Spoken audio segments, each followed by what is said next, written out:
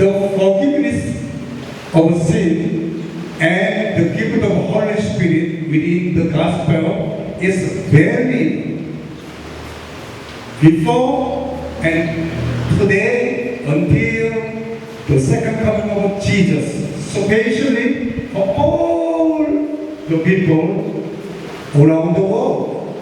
Ito daw po, pangako na ito ay matatanggap ng mga tao sa lahat ng bansa. Amen? Then, why do we change this great list of promises?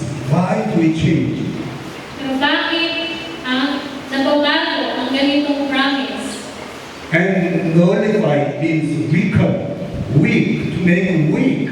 Maraming mga nag-preach na binabago ang ganitong promise. They only teach, if you believe, you will be saved. Nagtuturo sila na kung ikaw ay sumampalataya, maliligtas ka. That's insufficient faith. Ito daw po ay insufficient faith. That's not saving faith. Hindi ka maliligtas lang ng gano'n. The Bible says dead faith. Ito ay tinatawag na dead faith o patay na pananampalataya. We should have a faith, saving faith. Amen. Kailangan na mayroon kang saving faith, buhay na pananampalataya. Amen. Amen. We should have a living faith. Amen. Kailangan na makatanggap ka ng buhay na pananampalataya.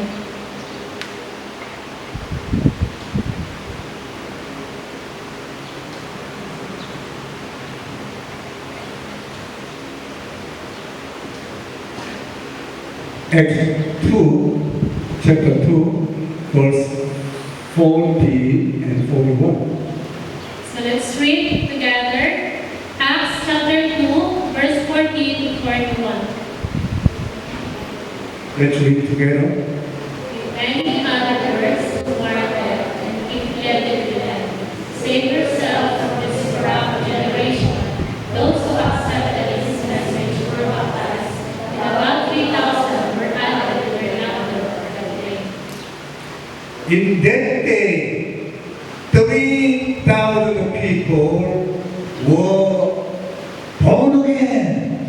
Sa panahon daw po ng time na ito, yung 3,000 na people ay na-born again. According to the apostolic gospel. Ito daw po ay galing sa apostolic gospel. Amen. Now, I will ask an important question. Ngayon, tatanungin ko kayo ng mahalagang question.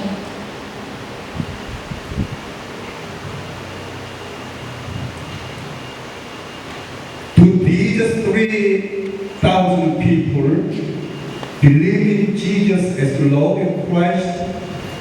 Ito po bang 3,000 people na ito naniwala sa Panginoon? Yes. Yes. And today, to those 3,000 people believe in the gospel of Jesus' death and resurrection. Ito bang 3,000 people na ito naniwala sa gospel of Jesus and sa resurrection? Amen? Yes. Yes. 3. Have they personally received Jesus as their Lord in their heart? Natanggap ba nila personally si Jesus sa buhay nila? Yes. Have they repented of their sins? Sila po ba ay nag-repent sa kanilang kasalanan? Yes. Yes. Have they been baptized in the name of Jesus Christ for the remission of their sins? Sila po ba ay nabaptize sa pangalan ni Jesus at napatawad ng kanilang kasalanan? Yes. Have they received the gift of the Holy Spirit? Natanggap po ba nila ang gift of the Holy Spirit? Yes. Yes, they were completely born again according to the apostolic gospel. Ito daw pong 3,000 people na ito ay talagang completely na born again. And then, now, where will they? Where Ngayon, will be they? asa na sila?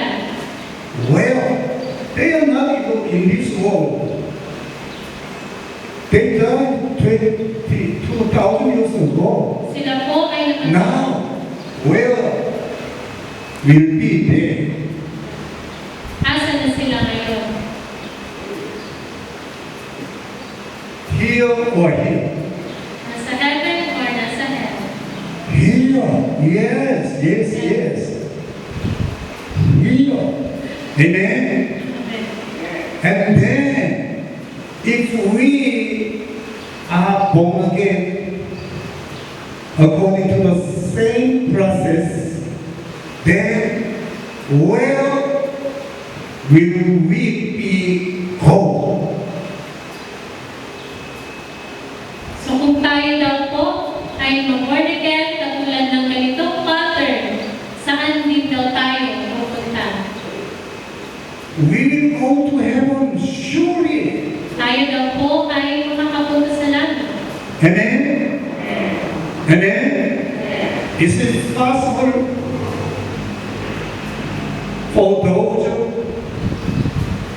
only to believe Jesus is my Lord? Is it possible? Can they go to heaven?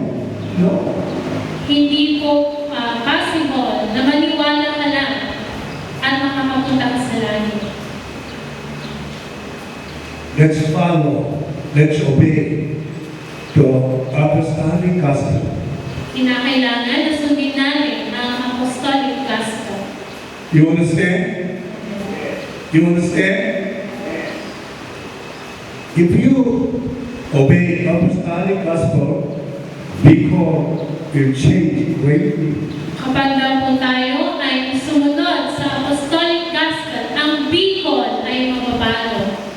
Amen. God will give you a great revival and blessings. Magkakaroon ng great revival sa Bicol and blessing.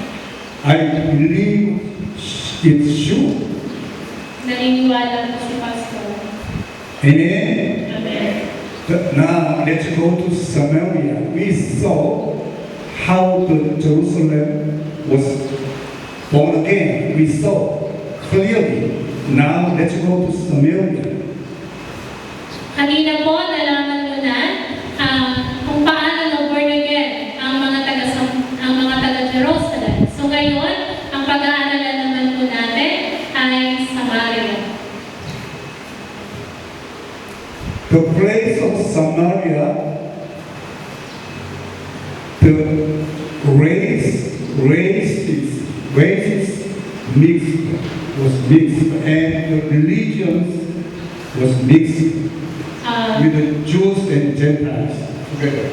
Ang lugar ng Samaria ay nagkaroon, may mga taong tinatawag na Jews and Gentiles. Because of the nation of Assyria. Dahil daw po sa bansang Assyria. Yeah. They made like that. And so, the Jews hated Samaritan people. And ang mga taga-Jews, ayaw nila ang mga taga-Samaritan.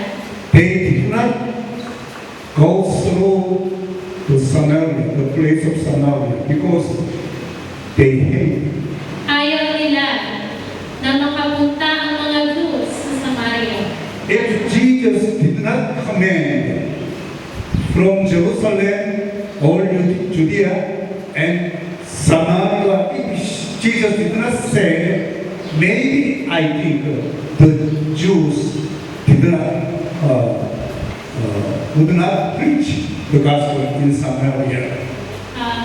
Nakita ni Pastor na kung sinabi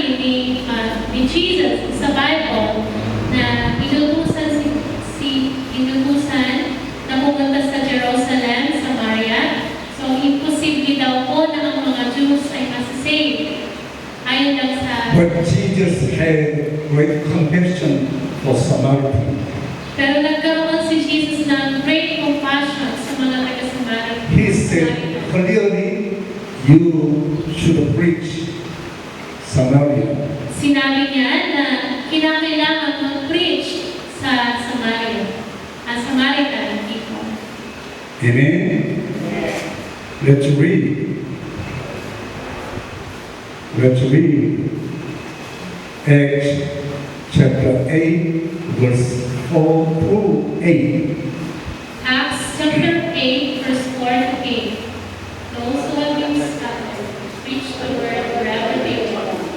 Philip went down to the city of Samaria, proclaimed the Christ there.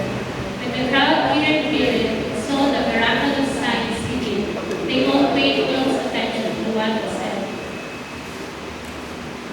Verse 6, 7. Second, The strange evil spirit came out of men, and many paralytics and cripples were healed. So they were great joy in that city. yes. The evangelist Philip went to Samaria and he preached the gospel, and many healings, casting out demons, many miracles was happening.